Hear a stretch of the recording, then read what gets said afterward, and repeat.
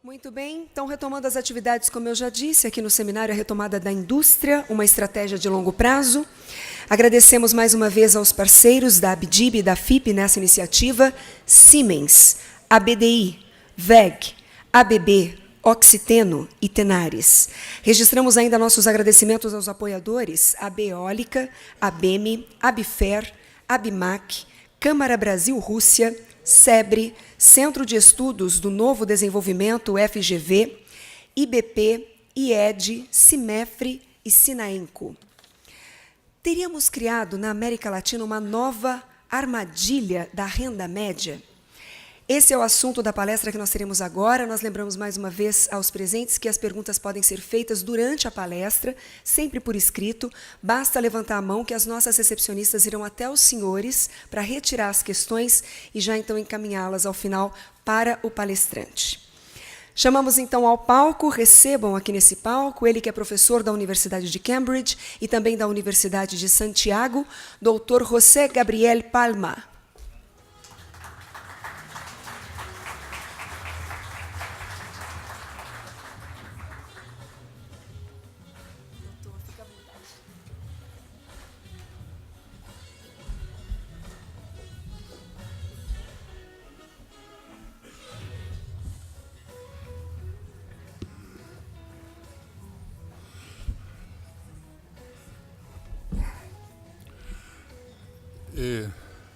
Iba a falar em espanhol, mas me pidieron que falara en inglés.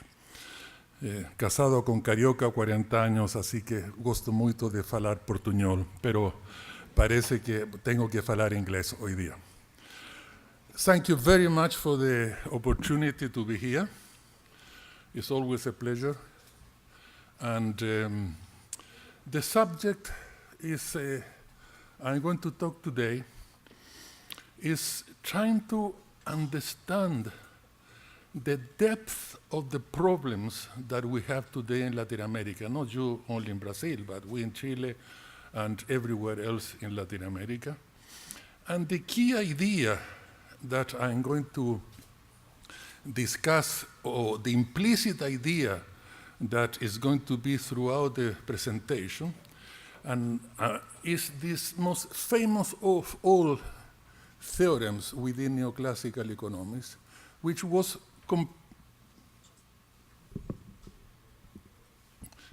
completely forgotten during the period of economic reform. From my perspective, this was the main Achilles heel. This was the main fault of the economic reforms that were implemented in Latin America in the 90s, and we are today paying the price for that. And this theorem, without going into detail, is very simple. It basically says that, yes, if you start from the assumption of neoclassical economics, or call it neoliberal economics, or call it orthodox economics, or call it whatever you like, yes, if you start from those assumptions, you follow the logic of the neoclassical economics, yes, you do end up with all the policy prescriptions that you know. Full opening in the trade account, full opening of the capital account, the government doesn't do any direct economic activity, labor markets should be flexible, and you name it, the whole package.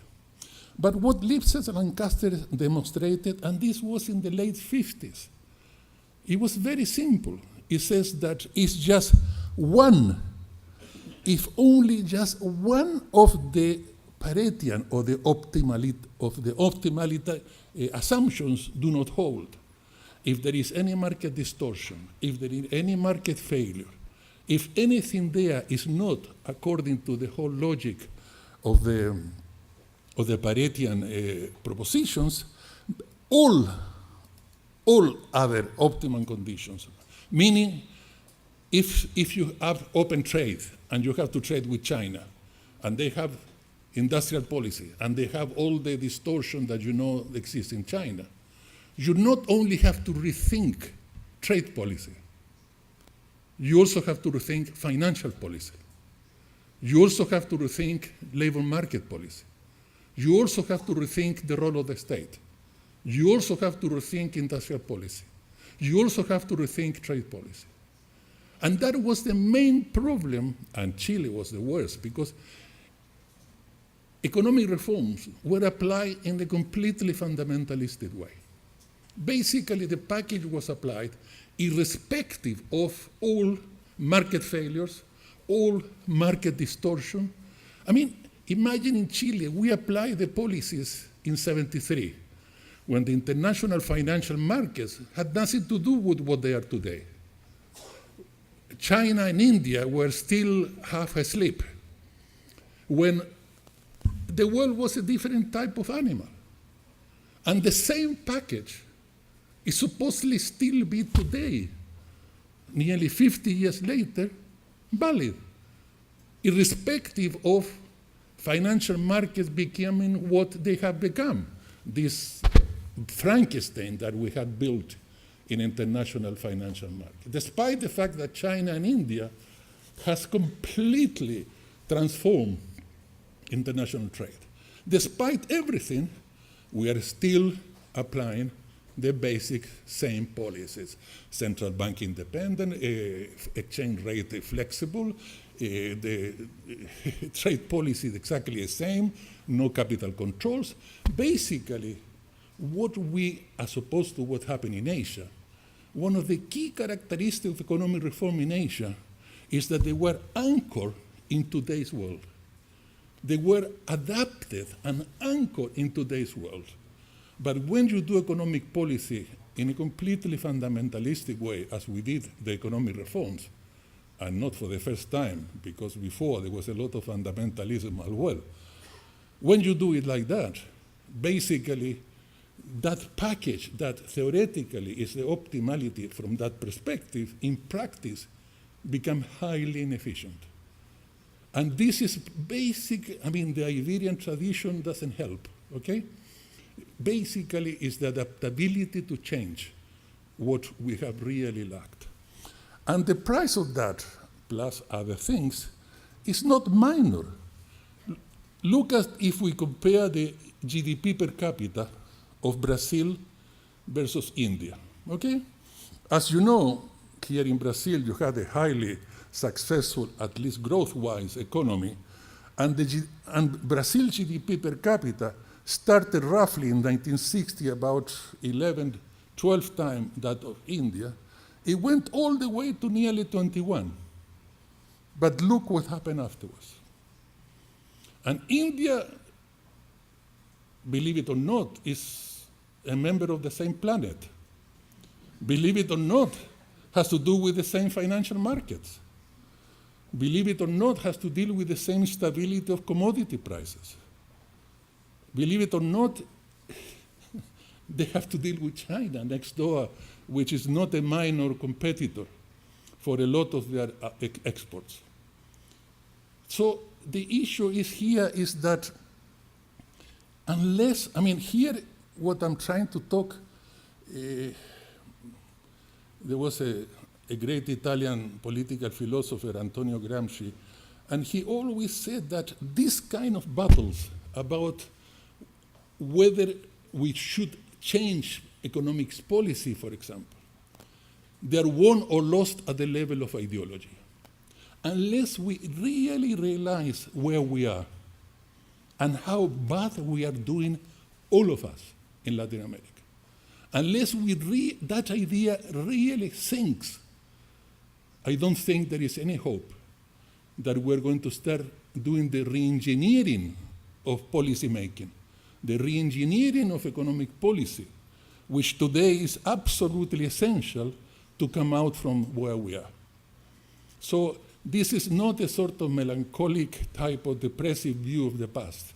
It's try to understand that unless we do a serious thinking about how to re-engineer the whole policy package, I don't think there is much hope that we're going to get out from where we are. And trust me, Chile is not much better than Brazil. Now, for those of you who come from the neoclassical tradition, probably this indicator is more relevant, the total factor productivity. And as you can see, after a period in which total factor productivity was growing at a rate which is almost, it was in the top 5 in the world. After that, it has actually not just stopped growing, it's actually coming down. And particularly since economic reform, the basic rate of growth of the total factor productivity is being 0. So if you come from that tradition, the picture is the same. Now, from my perspective, the most important indicator of development, if you were to ask me, you only have to show one graph and nothing else. For me, the most important indicator of growth and development is the catching up. It's basically how far we are from the frontier. Because the frontier is also in this planet. The frontier is actually happening. The frontier is actually there. It's something that we, and the frontier can be the US or Germany or Japan or all of them. What we choose as frontier obviously can change. But the US is the traditional frontier, one thing. And if you look here, in the case of Brazil and Chile, what is the most important similarity? Is that both Brazil and Chile have had periods of very rapid catching up, period in which the rate of catching up, the speed of catching up, was exactly like that of Korea or that of Taiwan.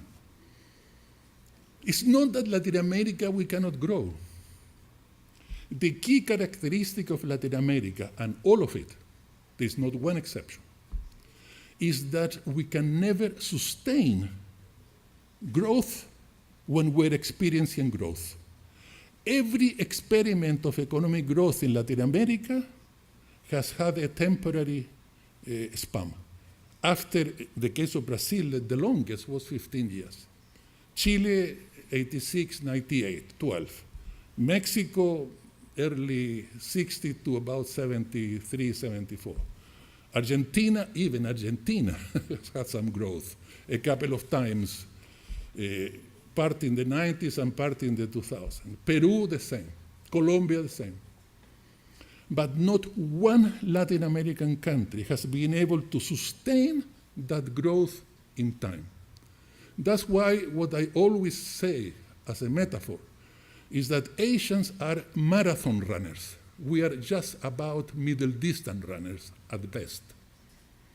And even worse, the period in which growth can be sustained in Latin America, if anything, has been getting shorter and shorter and shorter. If you look at the growth period in the last 10, 20 years, they're even shorter than the Chile in the 90s or the Brazil in the 60s and 70s. So here is something that we really need to understand. What we really have to learn from Asia and from the Lipse and Lancaster theorem is how to have a policy package plus other things, including politics, of course, in order to be able to sustain growth when we manage to grow. At the end of the day, anybody can start growing, okay? It's not, not rocket science, how to get an economy moving. The problem is how to sustain that movement in time.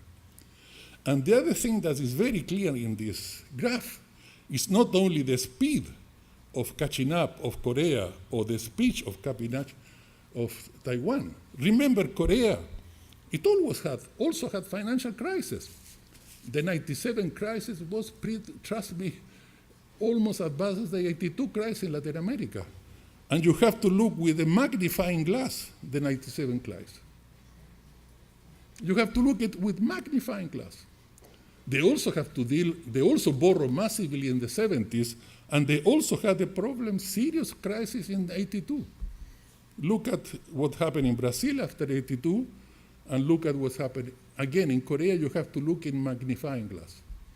And in the case of Chile, it's more clear, because Chile is a small country, which we tend to be more transparent.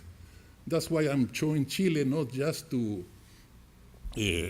for nationalistic reason. I'm showing Chile because look it shows very beautifully the other characteristic of Latin America. Look how the amount of cycles we follow in Latin America.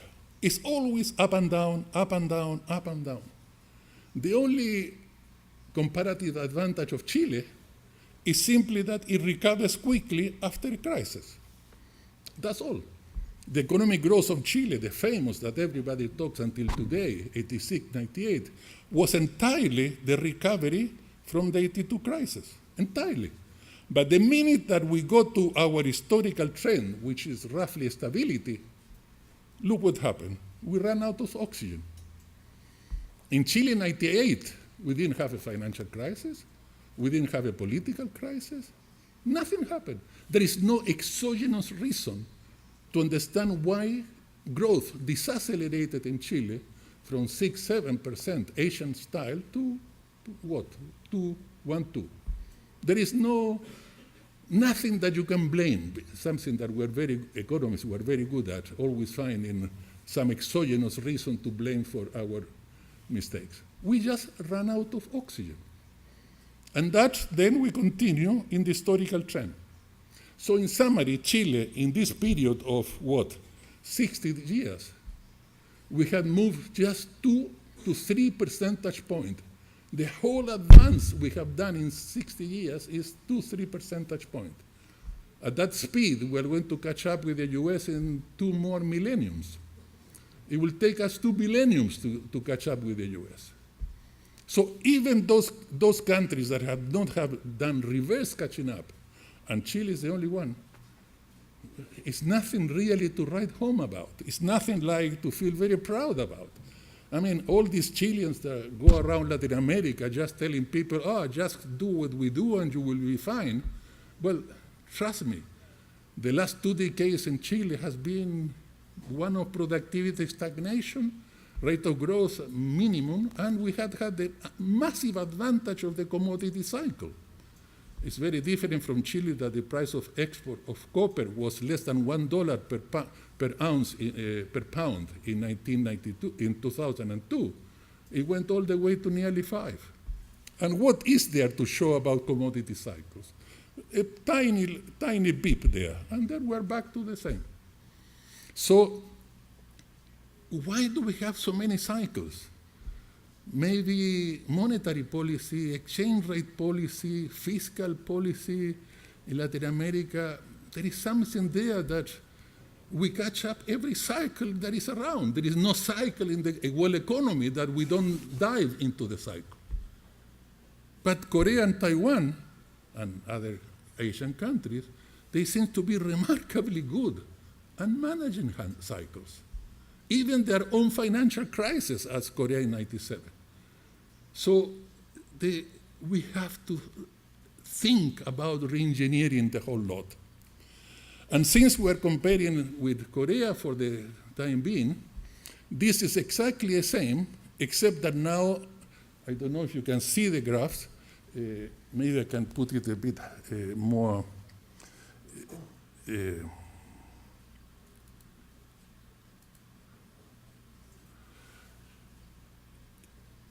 now, if we compare Brazil with Korea or Chile with Korea in terms of economic sector, basically in 1980 I call it 1 or 100, meaning whatever the productivity difference between Chile and Korea or Brazil and Korea, I call that 1 or 100. So if the graph goes up, it means that productivity in Chile or Brazil is growing faster. And if the graph goes down, it means productivity in Korea is growing faster than Brazil or Chile.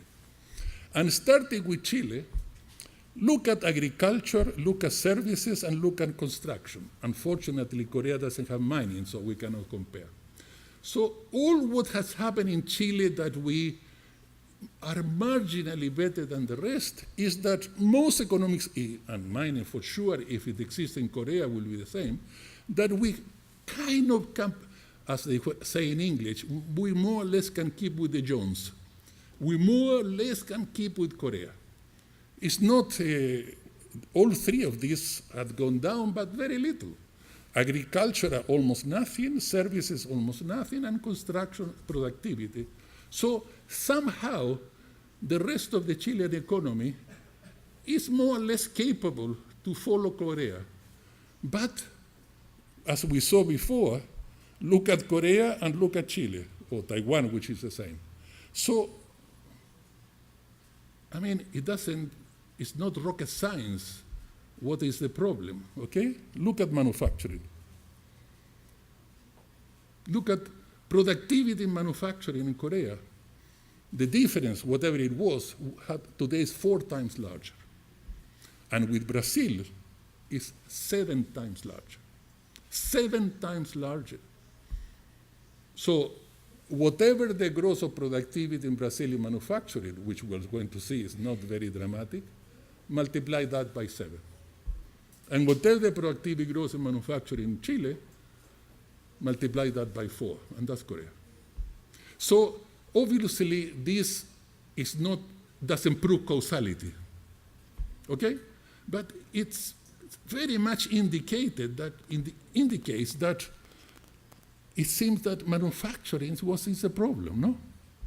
The reason that we are falling back vis-a-vis Korea, the basic reason, is something that's going on in our manufacturing sector. It's not, as I said, this is a statistical explanation. It's not, of course, causality. But it makes pretty likely that, in the case of Chile, even more likely that if the only sector of the economy that is falling behind Korea is manufacturing, that the fact that we are falling behind Korea has something to do with that, okay? And here, if you want to get a bit depressed, is look at manufacturing sector in Korea and in Brazil, okay? These are log scales, but for those of you who may not familiar with logs, don't worry, it's a pure monotonic transformation. It doesn't change anything other than it shows rate of growth instead of levels. Look at the productivity in Brazilian manufacturing sector. Today, or 1950, which is the last year you have employment data comparable, productivity in manufacturing in Brazil was the same as after the oil shock in 73. Of course, there are cycles, but today, the productivity of the Brazilian manufacturing sector is the same as it was in the mid-70s. In the meantime, in the same period, 73 to today, look at what's happening in Korea. Not only it grew by it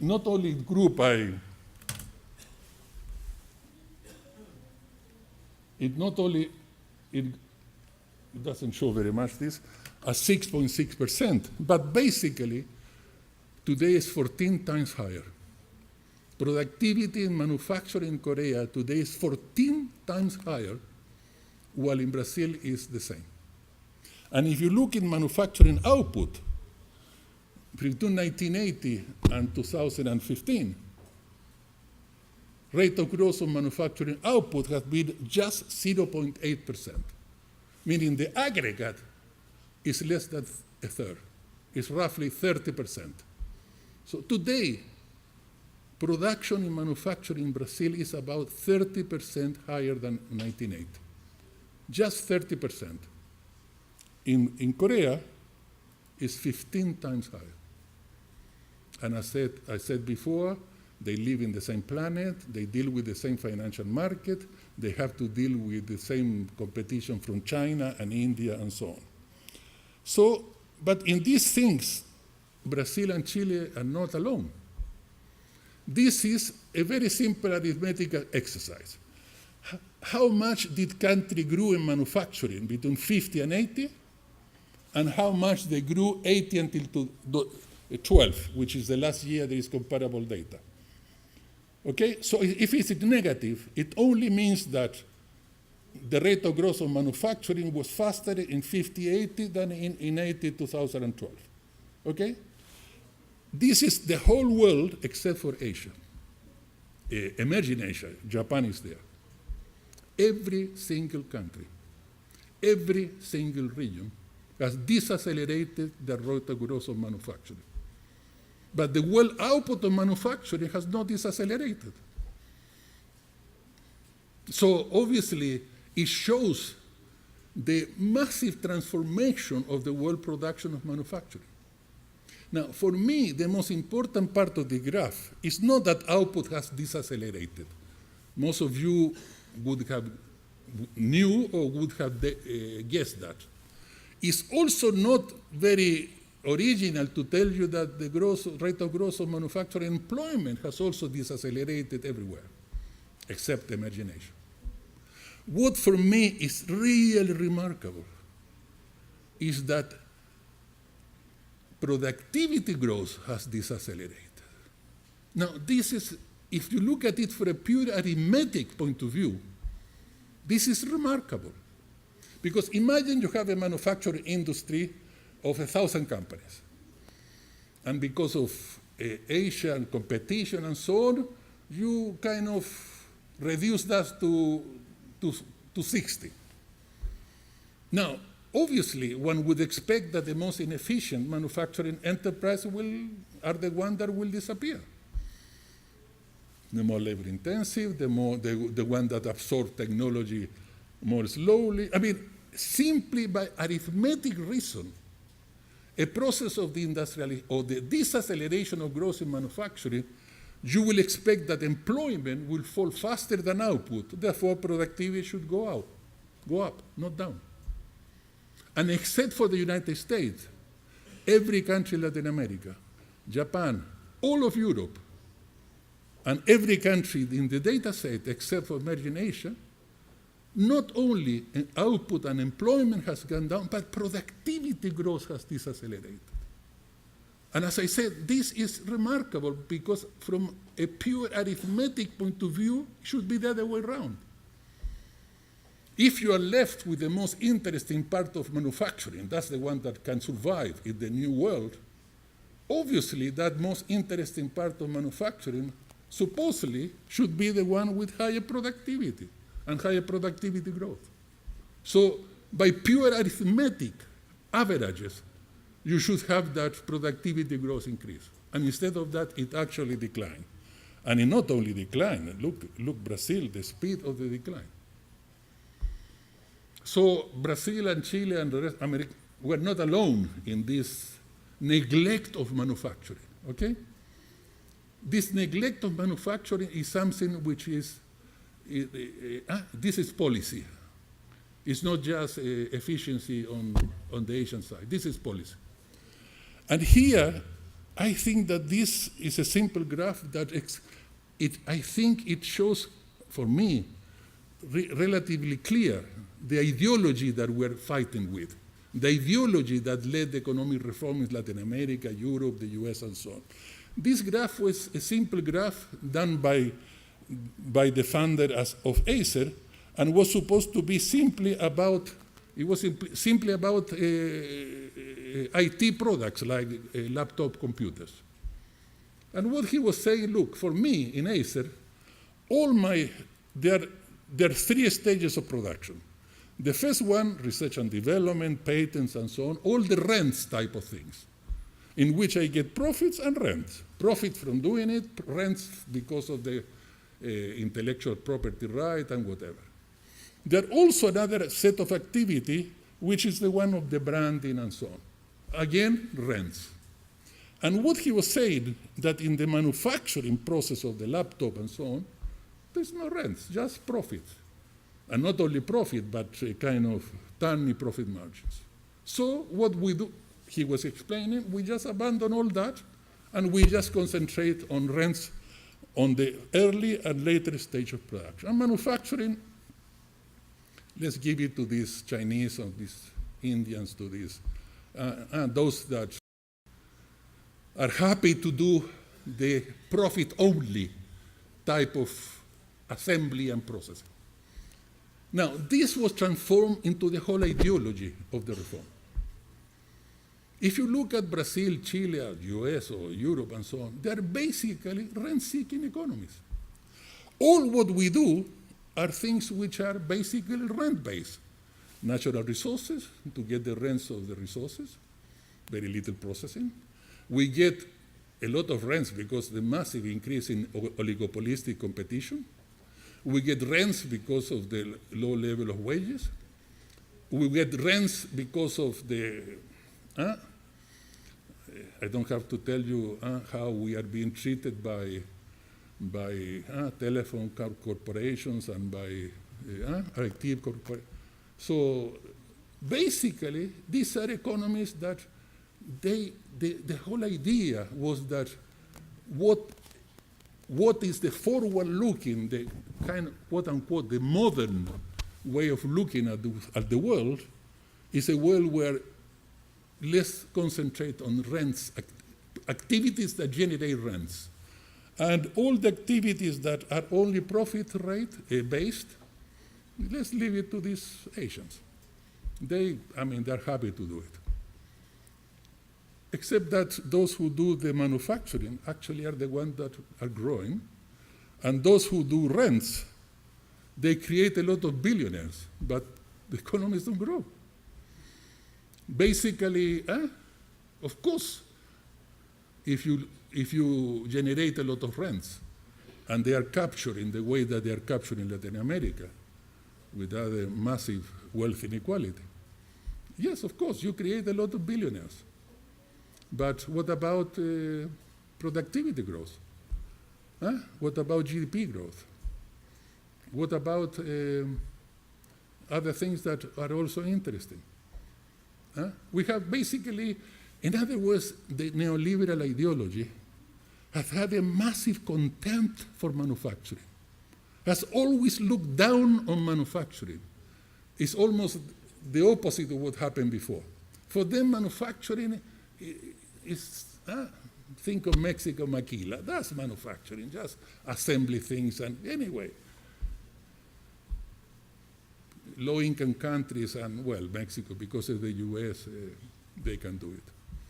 But it's that neglect of manufacturing that has shown economic policy and exchange rates and fiscal policy, in the unbelievably low level of public sector investment, in the unbelievably rate of growth of lower rate of growth of productivity and all the rest. In other words, this, I think, is what we really have to fight about. We are really, we have created ourselves into rent-seeking economies. And I am not alone saying that. In the last week in the Financial Times, there was an excellent article from one of their key economic analysts, basically Martin Wolf, that most of you must have heard, basically saying that how in Europe and Japan and the US, the key problem is that they have transformed themselves into rent-seeking economies, or rent-extracted economy, as they call it. And they have neglected manufacturing. So I highly recommend you to read that article of Martin Wolf, because he will tell you in his own language very much what I'm telling you. Now, if you look at here, quickly because of time, here is the rate of growth of manufacturing between 60 and 80, and here is the rate of growth of manufacturing 80 until 15. In the previous period, you find a huge diversity of performance from Argentina to Brazil, from 3 to 8%.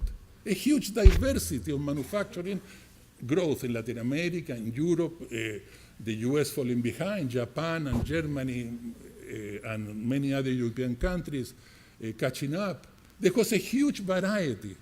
But look, that variety, what happened in the 80 to 2015. That variety disappeared. Now we are all growing in an incredibly homogeneous way in terms of manufacturing. Now I have nothing about homogeneity. My problem is that homogeneity is about what, 2% rate of growth per year. So what is used to be an heterogeneous world of manufacturing in the non-Asian emerging world, today is incredibly homogeneous, and we are all there. Brazil, in fact, is below the graph. That's why I have a star. It's not even 1%. So, and of course, all Asia is there. This is Korea, Taiwan, Singapore. This is Malaysia, Thailand, Indonesia, well, China and India. So this is a generalized point. It's not just, you're in Brazil and not alone. And what we have done here is that basically the world, the non-emerging Asian world, have had two strategies vis-a-vis manufacturing. The Europeans, the OECD countries, including the Eastern Europe, but for different reasons, what is their strategy? Basically, abandon all their labor-intensive activities and at least keep some of their high productivity growth activity. The productivity rate of growth is much below 50-80. That's why, remember the other graph. But at least their manufacturing is growing at 2-3% per year, their productivity. But look at that. Look where we hit in Latin America from the emerging Asian world and from this neglect of manufacturing. Productivity growth in Latin America manufacturing between 80 and 2015 is zero. The average Latin American manufacturing worker today produces exactly what it did in 1980 in real terms. 1980, okay? And diversity minimum. Again, Brazil, there is negative rate of growth. And Brazil and Argentina, lower rate of growth of employment, but still quite high. And look at Asia there, okay? And the new emerging countries in Asia, like Bangladesh and Cambodia and so on, even much faster employment growth with a tiny productivity growth, but at least some productivity. This will be the next wave of industrialization of Asia. Okay, so oddly enough, developed countries lost the labor-intensive activities, and what we lost was a high productivity growth activities. We basically neglected and lost the activities that actually were the engines of growth within manufacturing. Obviously, there are exceptions. We can all think immediately.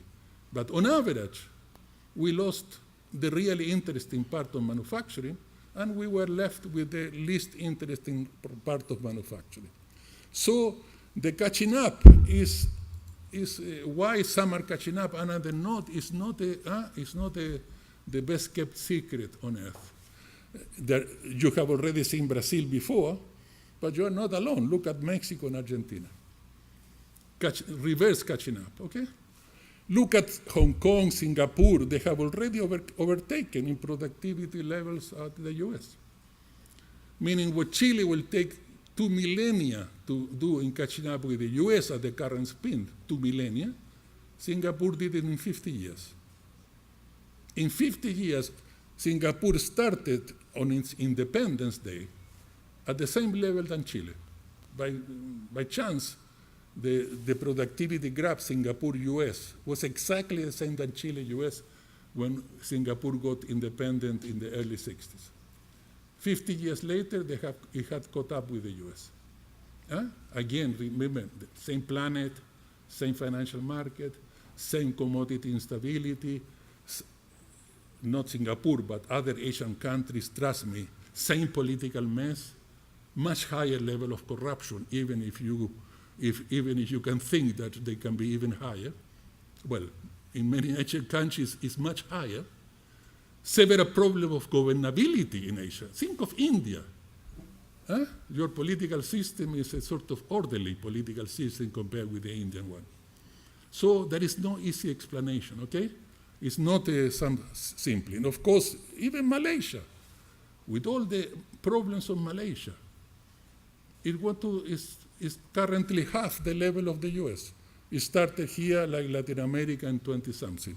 And China and India, of course, again at unbelievable speed. And this is a sort of quick view of Brazilian economic history, okay, in the last 60 years. What's the characteristic? You will say, well, tell me something new. And up to 1980, rapid catching up in manufacturing and falling behind in commodity. And what have we done later? The opposite. Higher catching up in commodities and neglect of manufacturing. In English, there is a saying in the United States, there are people who can only walk or chew a chewing gum. but they cannot do both things at the same time. Well, this is what we are in Latin America. Chile, the same. Either we put all the egg in the basket of manufacturing and neglect commodities, or put all the eggs in commodities and completely neglect manufacturing. And one thing at a time seems to be our main policy principle. And again, if you look at more detailed sectoral thing, suddenly something becomes quite transparent. And let's start with Chile, because as I told you, Chile, because it's so small and so transparent, it's easy to see. What happened in the huge catching up that took Chile in the period 86 and 98? First was a huge boom in agricultural products. And I remember agricultural, forestry, fishing. There's a lot of products bundled in manufacturing. That was a huge boom in Chilean forestry and fishing and so on. But suddenly, we got into a plateau. The same when came the boom of mining, we get into some plateau and we didn't and stop catching up. And what happened there? Again, it's not the best secret. What was that point?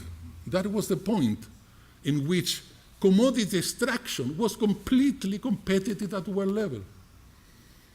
So if you want to continue catching up, well, you have to start transforming good chip into MDF, copper concentrate in copper lingot, and copper lingot into wire. That was the moment that the only way to continue catching up was the industrialization of the commodity export sector. But obviously it wasn't done. And in Brazil, in your mining, because you are agricultural, soja and all, you are falling behind the US. In the mining, the same.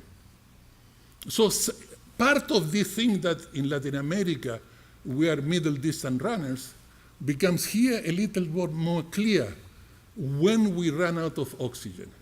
As soon as we become well competitive, because nobody produces wood chip better than Chile. Nobody, in copper concentrates, we have a couple of competitors, and in fishing and so, but we are at world level, completely competitive. But we stay there. Meaning the Chilean export bundle is the same that was 40 years ago. This is the issue of, again, ideology. In Chile, and I'm sure in Brazil is the same, people implicitly think that the way to go from middle income to high income country is to do the same, but to do it better. Well, no country in the world had got to be a high income country by doing the same every time better. None. There's not a single exception. They all, when they get to here, well, now we have to do the next jump. We have to do the next step.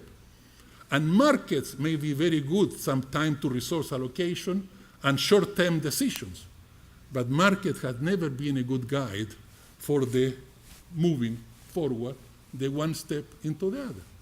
That's basically the role of the state, in conjunction with the private sector and so on. And many states get things wrong. I'm not idealizing that. I come from Latin America, so you don't have to believe me that I'm very critical about the quality of our public sector. But the problem is that if you want to move forward, somebody, somewhere, had to do the push, okay? And that's the history of emerging Asia, is that when they have to do the next step, somebody had done the push. While we stayed in that plateau, and fantastic, we reached world level of we're competitive at world level on commodity extraction, and there we stay. And I don't have to remind you that in 1980, Latin America produced more manufacturing than the whole of the rest of the South put together. Up to 1980, Latin America produced 55% of the world output of manufacturing in the South. Today is 10. Look at China with Latin America. They're the mirror image. Basically, China became the Latin America of the 60s and 70s. That's what it's all about. And we helped them. I mean, we said, please, take all these activities that for us is profits. No, I mean, profit margins. You are good at, remember Churchill, blood, sweat, and tears? You are very good at that. We like rents. I mean, we are laid-back economists. And of course, Brazil and China, in 80, you produce more manufacturing than China, either in constant or nominal terms. Look at today. And of course, the key problem here is always investment. Our low levels of investments are ridiculously low. If anybody thinks that we're going to get anywhere with this level of investment, you have to think twice. And here, very briefly, look at India and Brazil when economic reform began. India began economic reform at roughly the same time of Brazil and with roughly the same time of investment, rate of investment GDP. And look what India did with economic reforms. It went from 20 to above 30. And look what Brazil and Mexico and Argentina and everybody else did with economic reform. In other words, economic reforms in Asia, the whole ideology was basically, let's start from where we are and let's transform what we got in order to strengthen what we have. What you did in Brazil, do I have to remind you, the famous quotation of Gustavo Franco in a Beja interview in 1995 when he was president of the Central Bank, when he was asked, what is the philosophy, economic philosophy of the Cardoso government? What's the key idea? Some of you must know his answer. We have to undo 50 years of stupidity. Besteira was his word. We did economic reform as a refoundation. We did economic reform to destroy 50 years of Besteira. Of course, manufacturing in Brazil in 1980 had a lot of problems. But would you have bought in 1980 a Brazilian car or an Indian car? Would you have bought a Brazilian car or the Ambassador? Technology Fiat 1951, being built in 1980. Would you have bought a washing machine in Brazil or in China? Would you have flown in an Embraer plane or in a Russian plane? For me to get in a Russian plane, I think I need a lot of Valium or tranquilizers. Embraer, no problem. So yes, we had a lot of problem in port substitute in our manufacturing in 1980. But trust me, India had 10 times more problems. They were 10 times more inefficient. The same, well, China, imagine. So this argument that, oh no, they have cheaper wages. Remember that if I were to be a manufacturer and produce this product, what matters is not the level of wages. It's the labor cost per unit of output, meaning wages versus productivity. What's the problem if China's wages are a third of Brazil's in 1980, when productivity in Brazil was 5 times higher than in China? The labor cost of producing this was cheaper in Brazil than in China. So the wage argument is just excuse. It's just excuse. Of course, there are other subjects, China, major market, people were interested. But why we neglected manufacturing is we did it, okay? We neglected manufacturing for ideological reason, for the contempt of manufacturing versus rent-seeking activities, okay? So in India, what they did, and let alone China, in India what they did was use economic reform to strengthen what they were doing. We, Gustavo Franco, let's do economic reform to undo 50 years of stupidity, okay? 50 years of stupidity. And for a neoclassical economist to call 50 years of stupidity, even from his perspective, when TFP in the 50 years before had been like this, and look at what happened afterwards. I mean, even from his perspective, you can see the absurdity of his remark. It's basically fundamentalism. And fundamentalism, which is something very common in the Iberian tradition, trust me, it doesn't go well with economics. It really doesn't mix well with economics. And in terms of investment, for me, the key indicator is not investment in GDP. For me, the key indicator is investment per worker.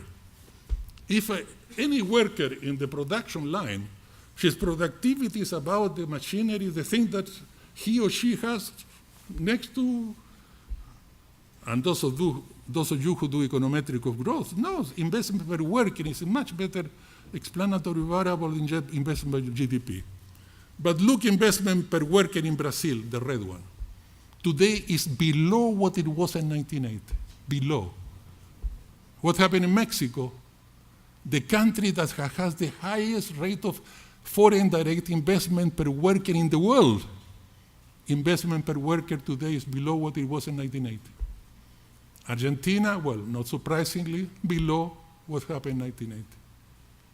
Okay, I mean, can anybody think that we can live in a globalized world with a stagnant or even declining level of investment per worker in a 40-year period? In the meantime, Korea got to 15,000. Singapore got to 20,000. China multiplied by 26 times. Of course, you can do too much of a good thing. That's one of the lessons of China. You can do too much of a good thing.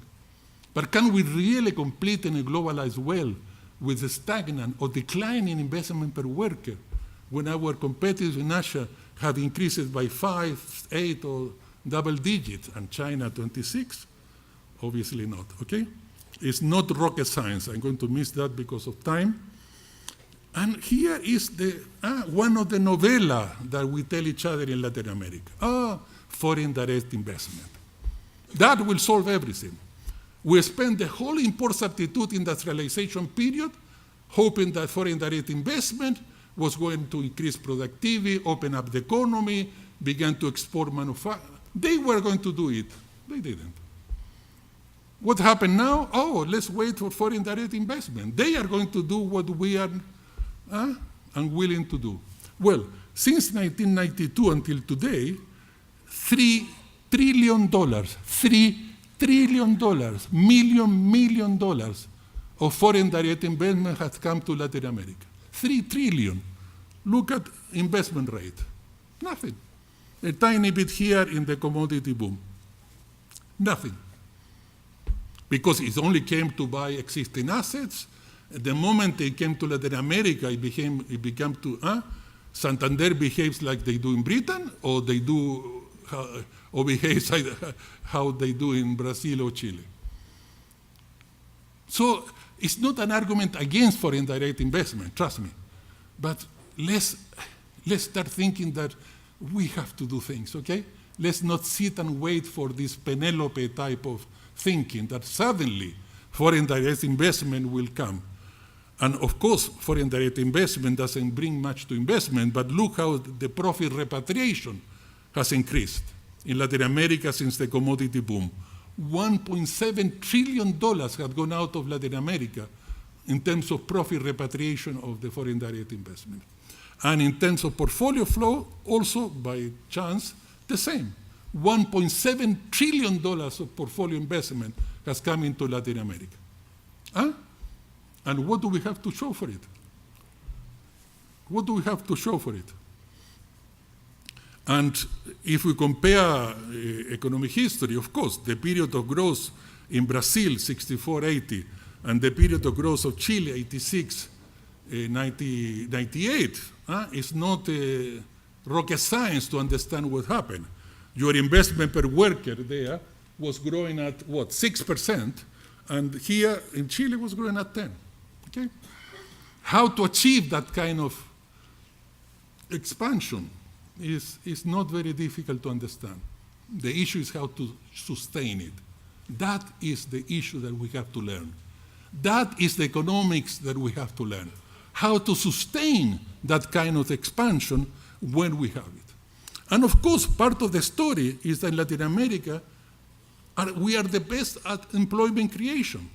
If you do a very simple ratio, rate of growth of employment over rate of growth of GDP, sort of very gross employment elasticity, the average of Latin America is 1. Well, Venezuela is 5, but that's another planet, okay? Let's forget about that.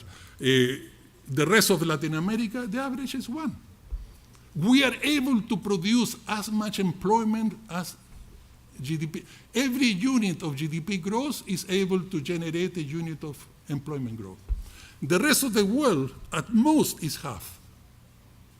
Why? Because with such low level of investment, of course, employment creation is what basically explains GDP growth. That's why TFP is what it is. And what happened when population growth began to decline and GDP growth continued to grow at 2-3%, as in Chile, and you run out of low wage and skilled labor, what do? You open immigration. And we have 1 million immigrants in Chile in the last 5 years. Of course, the new oxygen to continue to do the same for the rest of our life, okay? And basically, if we divide the whole world in 4 quadrants, the black point there is the average world growth of employment and the average world growth of productivity, which by complete chance is 1.67, both are the same, meaning world output has grown at 3.5, half because of growth of employment, half because of growth of productivity, output per worker. So we have 4 quadrants. Number 1, you create employment less than the average, you increase productivity less than the average. And who do we find there? Countries that we used to call developed countries, and now we should really call geriatric countries. Here are all the geriatric countries, Europe, Japan, United States. They are all producing less employment as the average of the world, less productivity growth as the other of the world. And who is in the second quadrant? A lot of employment creation, 0 productivity growth on average. Latin America, 0 productivity growth. A bit of divergence, Chile a bit better, but below the line, and others with obviously high negative rates. So we're the only economies in the world that we have basically invented a new will. The will of having economies that at best grows 2-3%, entirely explained by employment growth, a lot of commodities extraction, a lot of services, low productivity and low productivity potential services, so a lot of employment, a bit of construction, and that's it. The rent extracting economies. Extracting rent from natural resources, from oligopolistic competition, and from low wages. There we are, all of us. And who are in quadrant number 3? Only the Asians, which produce both employment and productivity. And by the way, this is a simple average. So China and India are there, not because they have half of the world population. These are simple averages, and not weighted average on purpose, not to let China and India distort the average. Look how productivity growth and employment growth is in Asia. They're able to walk and show a income. Productivity growth plus employment growth. And what happened in Latin America, Chile is the obvious example, yes, between 86 and 98, we did move from 2 to 3. Look the employment creation in Chile, fantastic, and look productivity growth. Finally, we were able to do both things at the same time. But what happened later? The law of gravity. The law of gravity brought us back to number 2. And if you look any Latin American country which has any sort of growth, it's the same. Move from 2 to 3, 2 to 3, but is unable to sustain 3. What happened in Asia? India was in 2 before 1980, of course. It moved to 3, and it's been in 3 for 50 years, or 40, nearly now 50. Okay? It started growing in 1980, now we're nearly 2020. What happened in Vietnam? It moved from 2 to 3 and is there for 40 years. And to China, moved to 2 to 3 and is still there. We moved from 2 to 3, like Chile, and law of gravity, okay? It brings us down. So, and this is the last graph. My main point is this. Remember Lipson and Lancaster, where we start. Is that in Latin America, we have a suboptimal equilibrium, sub-optimal equilibrium, but which is pretty stable. Pretty stable. I don't see any endogenous forces from within that will disrupt that kind of suboptimal equilibrium. We generate massive amount of rents and quite a few billionaires. Nobody in the world, according to Forbes, nobody in the world has increased the number of billionaires as fast as Latin America. And by complete chance, but I wouldn't call it chance, the top countries that had increased the number of billionaires, which one are? The countries that had the new left government: Brazil, Chile, Venezuela, and Uruguay. So nobody in the world has created as many new billionaires as we have done. Because of our rent-extractive economies, I mean, that's what they do. And this is a suboptimal equilibrium. Because what the simple statistic I'm showing there is the following. And this is a big point, but it's quite simple. Why has capitalism in the last 300 years been able to produce what it has produced in terms of the development of productive forces? What is the secret? What is the internal force? Compulsion. That's the role of competition. Or role of the state. It's compulsion. Capitalism didn't invent inequality. Inequality was even worse before. The only new thing of capitalism is that those who take the lion's share of the cake, they have to bring back into the economy a much larger proportion than before, because if they don't invest, innovate, and so on, competition will leave them out of the market. The key thing of capitalism is compulsion. That's why people invest. I mean, there are no Samaritans here, okay? We have exaggerated even the Schumpeterian type of thinking. Things are done by compulsion, but we have invented an economy without compulsion. So basically, at best, half of what the 10% gets in Latin America goes back into the economy in terms of private investment. At best, half. Normally, it's about a third. Look at Korea. Korea, the top 10% gets 24% of GDP. In private investment is even slightly larger than 24% of GDP. Look at all of Asia. So this is an stable equilibrium, and this is also an stable equilibrium. I mean, to get from A to B, trust me, the invisible hand will not take us from A to B. No. Only compulsion will take us from A to B. Either competition or the role of the state via industrial policy, basically creating new compulsions. And look at what's happening in the developed countries. Look at the US, what fell from roughly 70%, which was the average of the developed country, today is back to the Latin. So the US is also doing a bit of reverse catching up, okay? And I mean, is it that labor market in the US are continue to develop, or they are Latin Americanizing?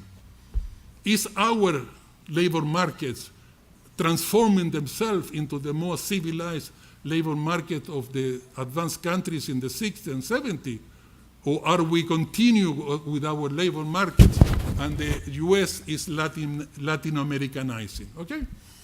But basically, this is suboptimal equilibrium.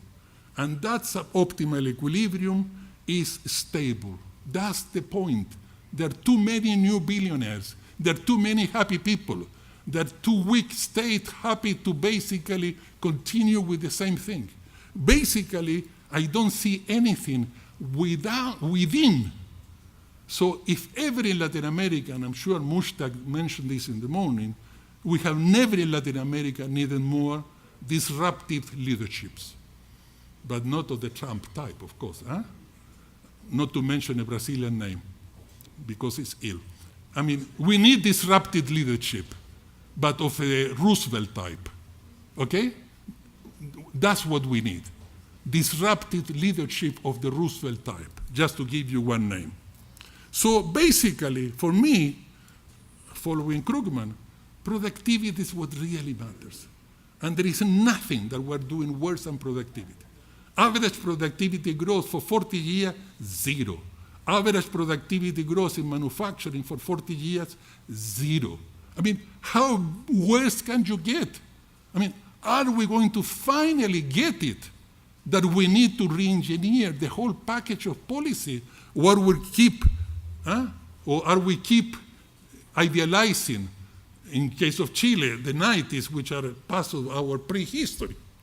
It's certainly not part of our history. And the other thing of Krugman is, very quickly, because of time, when he was asked, what are the 2 key economic problems in the world? He said, lagging development in Latin America and higher income inequality in the US. So the lagging development in Latin America, he thinks, is the biggest challenge of them all. He even put it first, not second.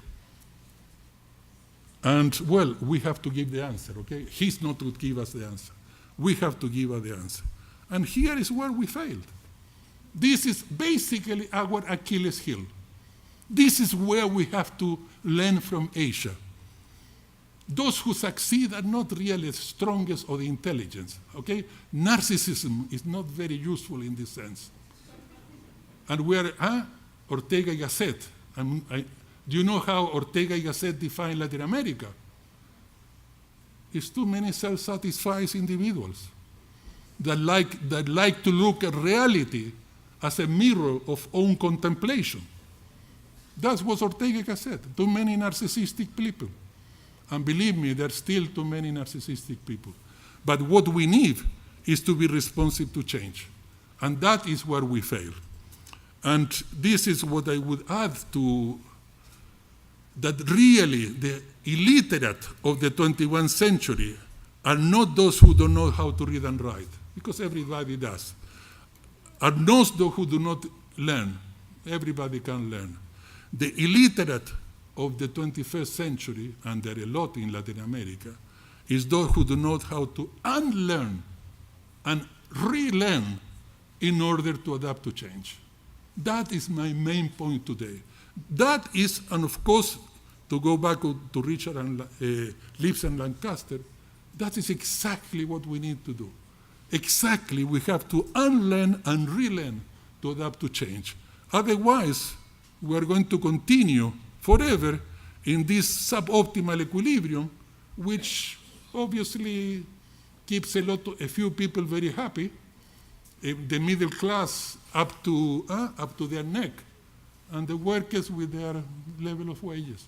And productivity grows close to 0, GDP grows at best 2-3%, entirely explained by increasing employment growth. And that suboptimal equilibrium, remember, my point is stable. It doesn't have something within it that it begins to force change. So we have to introduce change. And disruptive leadership, new package of economic policies, is the only solution. Otherwise, we're going to sail along that kind of suboptimal equilibrium for much a longer period of time.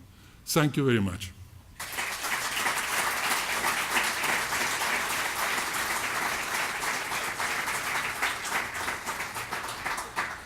Bom, professor, muito obrigada desde já. E agora nós vamos ter algumas perguntas. Já temos algumas aqui que já vieram da plateia. Se os senhores tiverem alguma questão, basta levantar a mão que as nossas recepcionistas vão até os senhores para retirar as questões. A primeira questão é a seguinte.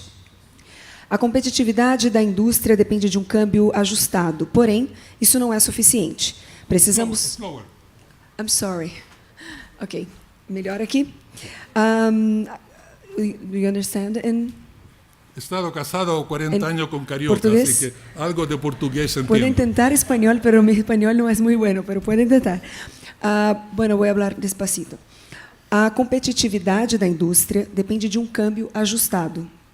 Porém, isso não é suficiente. Precisamos ter políticas de Estado, como tem a China, a Alemanha, a indústria 4.0 e os Estados Unidos.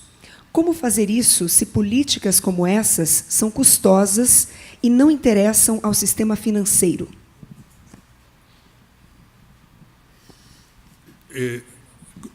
Should I answer one by one? Se prefere que faça todas as perguntas, mas acho que é mais fácil uma de cada vez. Yeah. Let me leave things there. Una de las grandes cosas que en América Latina hay sorry, I was speaking Spanish.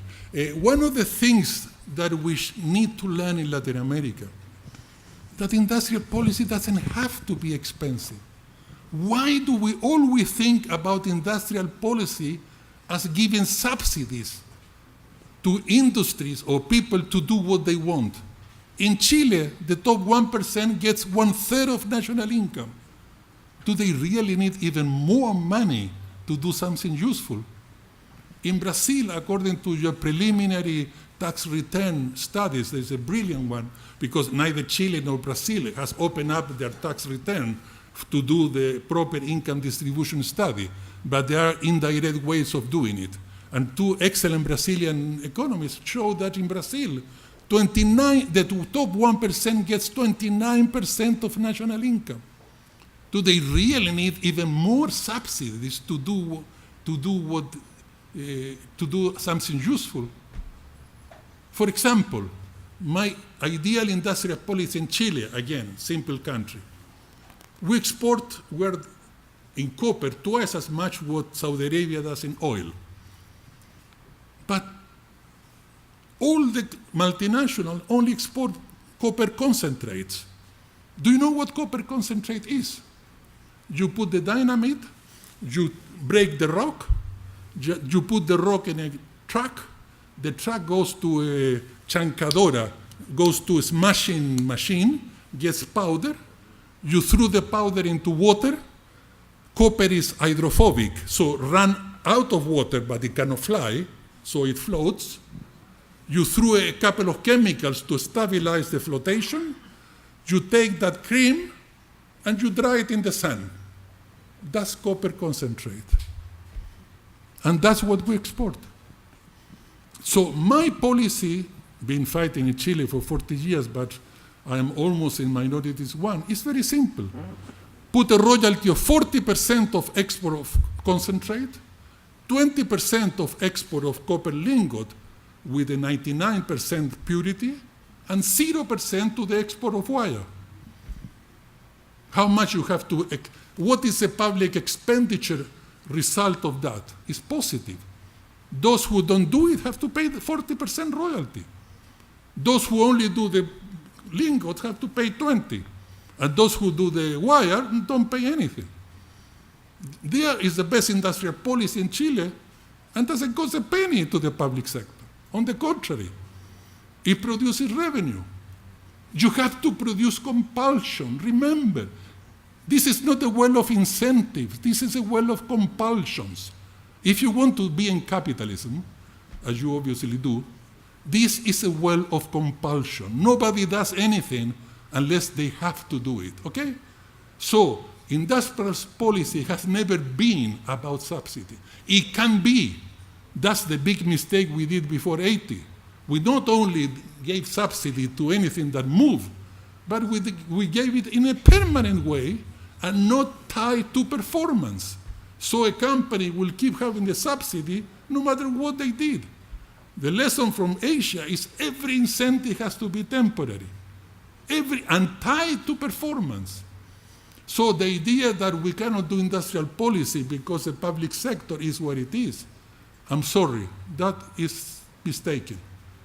There are many ways of doing industrial policy that are fiscal neutral, or in the case of royalties to the export of primary unprocessed primary commodities, is actually a way to get more public sector finance. So one obstacle we don't have, there are many, one obstacle we don't have is the public sector problems today. A próxima pergunta: existe alguma tendência à ocorrência de crises fiscais recorrentes em países de renda média, ricos em recursos? Como superar esse gargalo fiscal para impulsionar o crescimento? Well, our public sector, of course, as you know better than me, are not the example of rationality, logic, or efficiency. The point is that,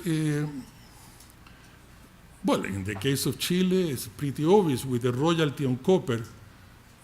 The last problem we would have in Chile is public sector deficits. But people prefer to pay income tax and complain about income tax, not realizing that if we had a royalty in Chile, there wouldn't be need to have income tax. Income tax produced 2.5% of GDP. For a multinational, takes 8 to 10% of GDP per year out of Chile in profits. BHP Billington has earned 100% profits and rents. The return on their investment has been 100% ever since it came to Chile 30 years ago. Every year they have earned on average enough to recuperate all their investment in these 30 years. So the capacity of tax in terms of royalty, and if you also do industrial policy, even better. So yes, we do have a recurrent public sector deficit, and trust me, in Europe we have the same. Because obviously rich people every day pay less tax. I mean, if you have a high income, you only pay taxes if you have a bad accountant. And as you know, Vodafone, Amazon, Google, Apple don't pay taxes in Europe. In their balance sheet, they don't earn any money. They are the new Samaritans. Of course. Do you know, very briefly because of time, do you know that Starbucks in Europe, and I'm sure they do the same in Brazil, Starbucks pays Starbucks for the use of the name Starbucks? So if a Starbucks has the headquarters, roughly in Europe, half of their coffee shops are owned by Starbucks, and the other half are subcontracted. So to the subcontracted, okay, they charge 6% of sales as a royalty for using the name Starbucks. But to the half of their own company, own coffee shop, they also charge 6% of sales for using Starbucks as a name. So Starbucks charge Starbucks for using the name of Starbucks. And where do you think the company in the middle is located? Any guesses? In the Bahamas. So all taxes are transferred to the Bahamas, and legally, Starbucks doesn't pay taxes, Amazon doesn't pay taxes, Apple doesn't pay taxes. Nobody of the top 20 corporations pays any taxes because they don't have profits in their balance sheets. So the issue of the fiscal, unless we do something, because on the one hand in Europe, the difference between the inequality in the market and the inequality post-transfer and post-taxes and transference has doubled what was in 1980. So the fiscal requirement to keep what is left of the welfare state in terms of public resources is twice as much what it was in the 80s and 90s. Twice as much. And how do they finance it? Debt. It's all debt. The average in the EU, the average public sector debt is already 100% of GDP.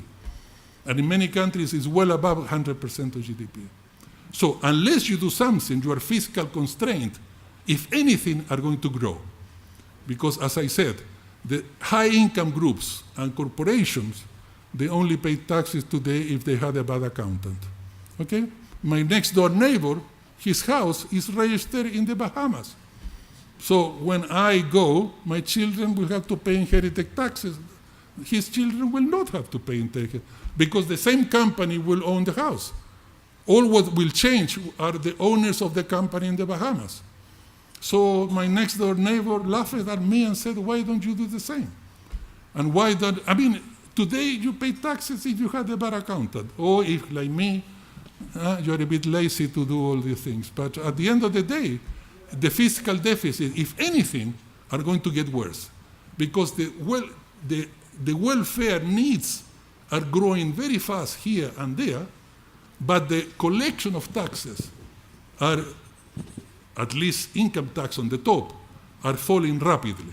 So you have the situation of Chile, in which VAT, value-added taxes, is already getting about 50% of public sector revenues, a highly regressive taxation, because income tax are declining, the recollection of that are going fast. So if you're worried about fiscal constraint, think two things. The trend is definitely to get worse, so unless you do something serious about disrupting current structure of tax structure, the problem is going to get only worse. Muito bem, vamos então a mais uma pergunta. O crescimento da produtividade de 45 para 80 não esteve ligado à pirâmide populacional do Brasil? O mesmo não estaria acontecendo agora com a pirâmide populacional dos asiáticos? Allow me to answer the question using Chile, just because of this issue that Chile is tiny and transparent. And we're back to here. What happened in Chile? From the beginning of growth until recently, we were generating employment at the same rate that we were generating GDP. Even a tiny bit less, but roughly the same. But what was happening population-wise? The poor, since the 50s, began to have less and less children. The typical poor family had 12, then 8, then 6, and now they have 2. So what happened in the labor market? What really declined in the labor market was the increase of the supply of cheap labor, cheap and skilled labor. That is what began to happen. Suddenly, it was much more difficult to get a maid for your house. Suddenly, in construction, it was much more difficult to find workers. In agriculture, it was ever more difficult to have workers. And what happened? Wages began to grow. But the beauty of that is wages began to grow led by the market, because suddenly an oversupply of cheap labor became an over-demand, excess demand of cheap labor. And suddenly began, this is Europe in the 50s, 60s.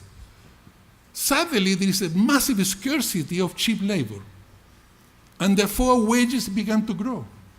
And there is nothing more that generates more dynamic in an economy when wages began to grow market-led, not policy-led, market-led. Why? Because the only way to pay them is increased productivity. When wages began to grow because of scarcity of cheap and skilled labor, inevitably the cost of the maid goes up, the cost of the construction worker goes up, the cost of the agricultural worker goes up, and the only way to respond is increased productivity. And how you increase productivity? Increase investment, technological absorption. This is the most dynamic engine. If you look at Europe in the 60s and 70s, that was one of the key engines of growth. In Chile, suddenly we were there. Suddenly we were there. And what did they do? The famous alliance between business and the New Left. They opened immigration. And we got 1 million new workers, all low wages and skilled. So suddenly the model, the same model here, got another 10, 15 years of oxygen. We can still do the same. Wages in agriculture and in construction and in services can continue to be what they are. And the whole thing can continue as if nothing happened. So the key issue about wage growth is that when it is market-led, of course you have much more population. But in the case of Chile, for me, the famous population bonus is not what economists like to say. For me, the population bonus is that poor people began to have less children, and therefore the supply of cheap, unskilled labor began to decline. And when demand for cheap and skilled labor began to be stays relatively the same, say 3% per year, obviously, supply and demand, the supply of, you move from an excess supply of cheap and skilled labor to an excess demand for cheap and skilled labor, and that begins to increase wages. But market-led. And the only way to respond to that, unless you do immigration, the only way is to increase productivity. So there is nothing more dynamic, and this is Keynes. I mean, we have forgotten what happened in Europe in the 50s, 60s. Why were they so dynamic? One of the key reasons was that the only way they can respond to scarcity of cheap and skilled labor, and therefore wages rising market-led, was to increase productivity. That will be one of the most, because it's a compulsion, so it will work, that would have been one of the most dynamic components of Chilean growth.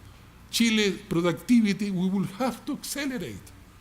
But no, rent-seeking economies. Of course not.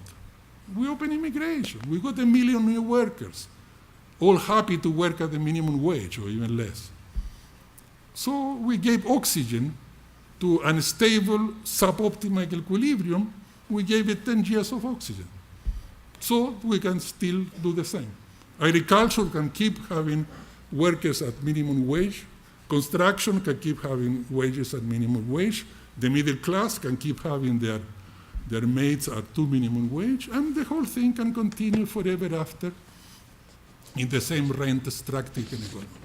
So, for me, the population bonus is when the poor begin to have less children. And when they began to have, because there is no social mobility in Latin America, as you know, therefore the only people who supply cheap and skilled labor are the poor. Okay? So when the poor don't supply cheap and skilled labor at the rate that they were doing in the 50s, 60s, and 70s, well, you inevitably, if you are able to generate employment and productivity at the same time, inevitably you begin to hit a ceiling. And the ceiling is that the supply of cheap and skilled labor began to be lower than what the demand for them requires. And wages began to grow market-led. That's the secret. That's the key. They began to grow market-led. And when wages began to grow market-led, you cannot do anything about it other than, of course, open immigration and give oxygen to a suboptimal equilibrium for another 10 years. That's Chile. Bom, nós infelizmente não temos mais tempo, mas, professor, muito obrigada por dividir conosco suas opiniões, seus pontos de vista e, claro, toda a sua expertise a respeito desse assunto. Nosso muito obrigado mais uma vez.